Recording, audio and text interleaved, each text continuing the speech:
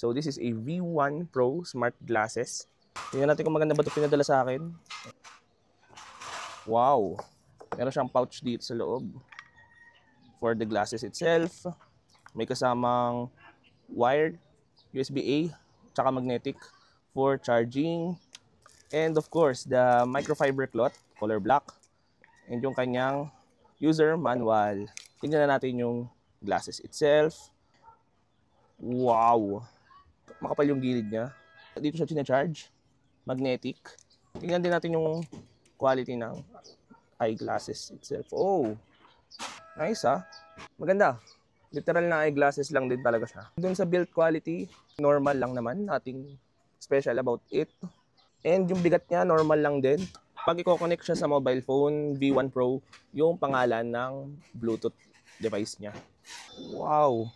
Malinis yung tunog niya. Hindi siya ma-bass kasi hindi naman siya in-ear. Pero rinig mo yung low frequency ng mga tunog niya. Yan, paparinig ko sa inyo yung sound niya.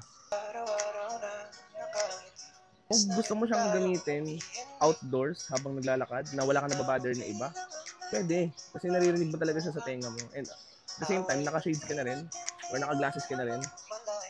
Ganda to ko pa na sa labas, nasa gala. Check nyo na lang dyan sa baba yung link. And God bless everyone.